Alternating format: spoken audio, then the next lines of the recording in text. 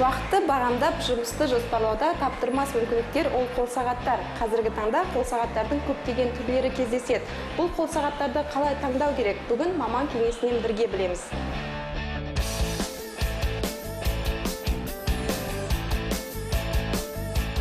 Домалақ, сопақша, төртбұрышты қол сағаттар бүгінде үлкен сұранысқа ие. Әсіресе классикалық үлгідегі түрлері ерлер қауымына жақсы таныс.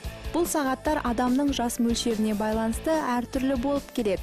Суда жүзуге арналған сағат. Бұл сағатпен суда 200 метрге дейін тереңдікте жүзе беруге болады. Су өтпейді. Стеклосы бұл жерде сапфировый стекло. Бұл әдейі арналған. Яғни қатты ұрынса, қатты бір нәрсе тисе, бұл стеклолар сынбайды шынылары.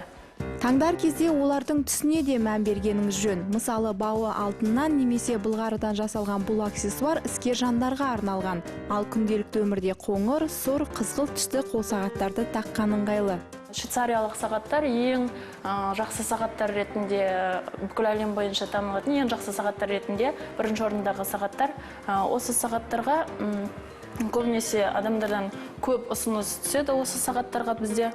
Бұл сағаттардың және де әйел адамдарға мен ер адамдарға көбінесе қазіргі таңда бір-біріне сыйлық ретінде алып отырады.